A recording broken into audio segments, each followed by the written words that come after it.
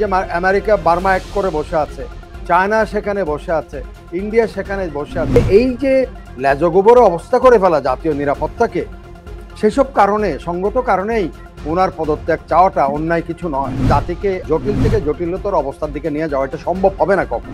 তাহলে কি বাংলাদেশ সেই জুলাইয়ের অভ্যুত্থানের বিপ্লবী সরকারের দিকে যাচ্ছে কিনা? শাহবাগে যারা গেছে ওই কজন কিন্তু বাংলাদেশের প্রতিনিধিত্ব করে, সারা বাংলাদেশের মানুষের প্রতিনিধিত্ব করে না। বিএনপি নিরাপত্তা উপদেষ্টা খলিলুর রহমানের ব্যাপারে অবজেকশন দিয়েছে। আবার আমরা পর্দার আড়ালে এটাও শুনি সেনাপ্রধান ওয়াকারুজ্জামান খুব একটা আশ্বস্ত নন এই যে খলিল সাহেবকে নিয়োগ দেওয়া নিয়ে। তো বিএনপির কথা এবং সেনাপ্রধানের অফিসার্স অ্যাড্রেস, এখানে কি কোনো যোগসূত্র আছে কিনা? এবং এটাও আনঅফিসিয়ালি কোনো সূত্র আমাকে জিজ্ঞেস করলে আমি বলতে পারবো না। আলোচনা হয়েছে যে সেনাবাহিনীর শীর্ষ কর্মকর্তাদের বদলি এবং রদবদল এটি জনাব ওয়াকারুজ্জামান মানে সেনাপ্রধান ওয়াকারুজ্জামানের সাথে বৈঠক করে আলোচনা না করেই এই সিদ্ধান্ত নিতে চেয়েছেন প্রফেসর ডক্টর ইউনূস, যে কারণে সেনাপ্রধানের সাথে দূরত্ব বেড়েছে। এ কারণে কি আপনি মনে করেন যে সেনাপ্রধানের এই অসন্তোষকে জাস্টিফাই করার জন্য বিএনপি হয়ে নিরাপত্তা উপদেষ্টার পদত্যাগ দাবি করা হয়েছে? না, সেটা ধরেন যেহেতু সূত্র পরিষ্কার নয়, বাট এই ধরনের একটা ভুল বোঝাবুঝি তো ডেফিনেটলি আছে। না হলে ধরেন উনি যখন স্বতঃস্ফূর্তভাবে উনি কিছু কিছু গ্যারিসনও ভিজিট করেছেন, খলিল রহমান সাহেব যখনই জাতীয় নিরাপত্তা উপদেষ্টা করা হলো, উনি খুব উৎসাহ নিয়ে যেমন রামুতে 10 ডিভিশনে গিয়ে উনি অফিসারদের সাথে অ্যাড্রেস করেছেন। ওখানে কি করেছেন সেটা আমি এখন বলতে পারবো না আপনাকে ধরেন।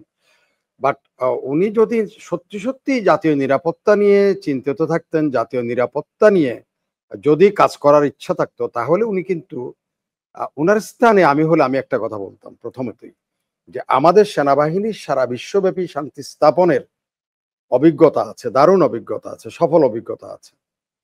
তাহলে রাখাইনে বর্তমানে যে সংঘাত বা সংঘর্ষ, যেই ওখানে যেসব জিনিস চলছে, উনি একটা প্রস্তাব দিতে পারতেন যে আমাদের সেনাবাহিনী সেখানে শান্তি স্থাপনে কাজ করার জন্য আগ্রহী। মিয়ানমার কর্তৃপক্ষকে সেই প্রস্তাব দিতে পারতেন এবং শান্তি স্থাপনার পরেই যে বাতাবরণ সৃষ্টি হবে সেখানে রোহিঙ্গাদেরকেই আমরা শান্তি স্থাপনের দায়িত্ব তো বাংলাদেশ সেনাবাহিনীর না। No no no no no আমি কথাটা বললাম, জাতিসংঘের কথা বলছে।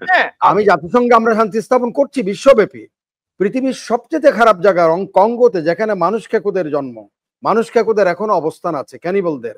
ইতুরিতে আমাদের ব্যাটালিয়ন গিয়ে সেখানে আমরা সেগুলি সাহায্য করেছি, আমরা সেখানে শান্তি স্থাপন করছি। And I was one of the officers there. তো আমরা জানি কোথায় কি করতে হয়, কিভাবে। ক্যাম্বোডিয়াতে, আপনার সোমালিয়াতে আমেরিকানরা হ্যান্ডসাপ করে চলে গেছে, বাংলাদেশ সেনাবাহিনী গিয়ে সেখানে উই এস্টাবলিশ পিস। সোমালিয়াতে, মোগাদিসুতে। এখন কথা হচ্ছে, উনি যদি বলতেন যে এরকম, উনি যদি আমার জাতীয় নিরাপত্তা দেখতেন, সেটার প্রতি বেশি উনি যদি হতেন, তাহলে উনি বলতেন যে আমরা let's we establish piece first.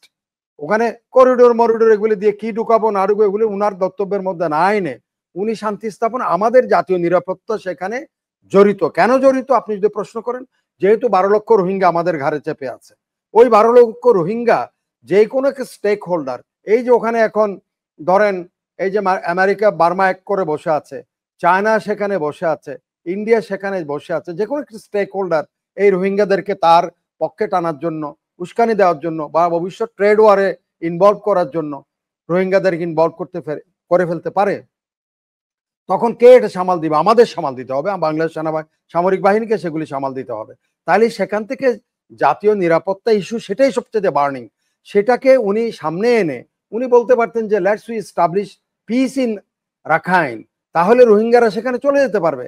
এখন তো মিয়ানমারের একটা বড়সড় যুক্তি আছে যে ওখানে কোনো শান্তি নাই, শৃঙ্খলা নাই, মারামারি, সংঘাত, কাটাকাটি, রোহিঙ্গারা কোথায় যাবে সেখানে। বরং উনি ব্যাংকক থেকে একটা বাণী দিয়ে দিলেন একদম হঠাৎ করে যে 1,80,000 রোহিঙ্গা ওখানে চলে যাবে। কার সাথে আলোচনা করে বললেন? কি করে বললেন? কোন ইয়ের থেকে উনি হয়তো সাইডলাইনে কথা বলেছেন জেনারেল মিয়ং এর সাথে, যারা গেছে তাদের সাথে। আর এখানে অথচ আরাকান আর্মির ডমিনেশন, উনি আবার একদিকে বলেন আরাকান আর্মির সাথে কথা বলবো, নন স্টেট অ্যাক্টরদের সাথে, আবার ওদের মিয়ং এর সাথে কি জানি কথাটা বলে 1,80,000 যাবে, বরং 1,13,000 ঢুকে গেছে। তাইলে এই যে লেজগোবরে অবস্থা করে ফেলা জাতীয় নিরাপত্তাকে, সেসব কারণে, সঙ্গত কারণেই ওনার পদত্যাগ চাওয়াটা অন্যায় কিছু নয়। এবং সেটা যদি সামরিক নেতৃত্বের দিক থেকেও আসে, এটা অত্যন্ত যৌক্তিক। কারণ আপনি যে থ্রেটটা, আপনি যেই ঝুঁকিটা তৈরি করছেন, সেটা আপনি মোকাবেলা করবেন না, সেটা আপনি যখন দেখবেন না, ওটা দেখতে হবে কাকে। জনাব আনিস আলমগীর যেই সংখ্যাটার কথা বলছেন, এই যে বাইরে একটা আন্দোলনের আবহ তৈরি করে পদত্যাগের একটা হুমকি দিয়ে একটা জাতীয় সরকার তৈরি করে, সেই জাতীয় সরকারের প্রধান হিসেবে প্রফেসর ডক্টর ইউনূস নির্বাচন দিলে আরেকটু সময় ব্যয় করা যাবে, বিলম্বিত করা যাবে, এই কৌশলটা একটু যদি এটা আমি বলবো যে জাতিকে একটা সংকট, একটা জটিল থেকে জটিলতর অবস্থার দিকে নিয়ে যাওয়া, এটা সম্ভব হবে না কখনো। এই জাতি কখনো সেসব, এই তামাশাই জাতি বহুদিন দেখেছে, এইসব তামাশা বহুদিন দেখেছে জাতি। সো তামাশা এগুলি নিয়ে এখানে কোনো পার পাওয়া যাবে না, 1 দিন 2 দিন 3 দিন। ওরা তো ওই যারা ঘুঘু দেখেছে, ফাঁদ দেখে নাই।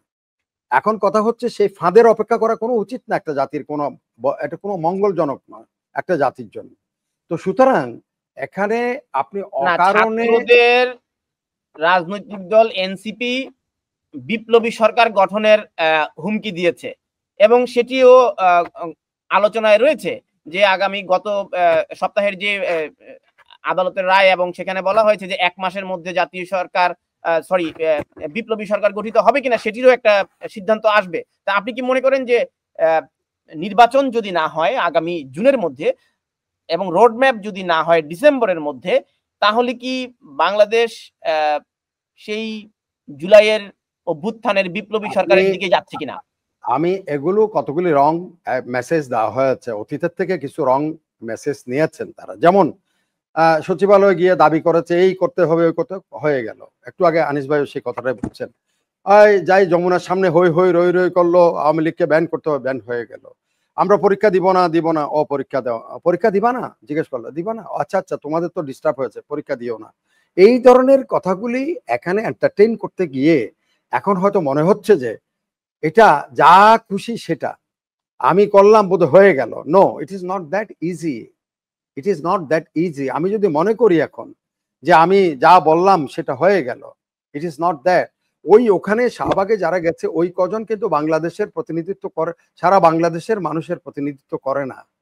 সারা বাংলায় 18 কোটি মানুষের মধ্যে হয়তো 18,000 ওখানে আছে, বাকি ওই 17 কোটি আর প্লাস ওই যা হবে 17 কোটি 99 লক্ষ কিন্তু অন্য ধরনের চিন্তা ভাবনা আছে মাথার মধ্যে, সেটা মনে রাখতে হবে। যারা এই ইন্ধন দিচ্ছে, যারা এই উস্কানির মধ্যে আছে, তাদের কিন্তু এটা হয়তো তারা খুব ফারসাইটনেস তাদের নাই, তারা খুব শর্ট আইস, খুব শর্ট, তাদের দৃষ্টিভঙ্গি খুব বেশি দূর দেখে না। তারা দেখে ওই পর্যন্ত, ওই যমুনার থেকে হয়তো শাহবাগ পর্যন্ত দেখছেন, কিন্তু বাংলাদেশের টেকনাফ থেকে ওইদিকে তেঁতুলিয়া পর্যন্ত এটা দেখার সক্ষমতা হয়তো তাদের নাই। যার জন্য এই যে সেনাপ্রধানের অ্যাড্রেস, একটা জিনিস আমি খুব খেয়াল করেছি, বাইরেতে কিছু লোক এসে কয়েকদিন এখানে ঘোরাঘুরি, এইটা করিডোরে সব জাতীয় এটা করলাম ওটা করলাম করে সময় পারে চলে গেলাম, এই ধরনের লোকজন যদি এটা মনে করে, ইট ইজ টোটালি রং। এটা উচিত না, একটা জাতিকে এই সংকটের মধ্যে ফেলার কোনো দরকার ছিল নাই। আর এখানে কেউ বলে নাই যে আপনি 5 বছর 10 বছর এখানে আসছেন, আপনার প্রাইম অবজেক্টিভ হচ্ছে to arrange a fair and free election. এর ভিতর আরো কথা ছিল ইনক্লুসিভ। এখন সেই কথা, ইনক্লুসিভ কথা বলতে অনেকে ভয় পাচ্ছেন, ইনক্লুসিভ বললে ওখানে আবার আওয়ামী লীগের প্রশ্ন চলে আসে। এখন কথা হচ্ছে সেটার দরকার নেই, আপনি ফেয়ার এন্ড ফ্রি করেন, ইনক্লুসিভ দরকার নাই, কোনো দরকার নেই। মানে ইনক্লুসিভ দরকার নাই বলতে কি আওয়ামী লীগকে বাদ দিয়ে নির্বাচন? আমি সেটা বলছি না, যদি তাই মনে করা হয় যে ফ্রি, বিকজ যেহেতু এখানে এই বিচার, তারপরে এইটা, তখন তো আরেকটা বড় সুযোগ পাওয়া যাবে। তখন বলতে বিচার শেষ হলে তারপরে ইনক্লুসিভ হবে, কারা কারা বিচারে দোষী সাব্যস্ত তাদের বাদ দিয়ে তারপরে নির্বাচন। তখন তো আরেকটা আপনি একটা লিড দিয়ে দিলেন যেন ওখান দিয়ে সামনের দিকে আরো অন্যদিকে চলে যাওয়া যায়। No, not required. জাতি এখন একটা নির্বাচন চায়, কারণ আপনি আজকে বিনিয়োগ দেখেন, আমরা সত্যিকারের কষ্টের দিকে যাচ্ছি না। আপনি উৎপাদন ব্যবস্থা দেখেন, বিনিয়োগ শূন্য, দেশে যারা বিনিয়োগকারী তারা বসে আছে, কি হবে, সেই আলোচনায় পরে আসবো।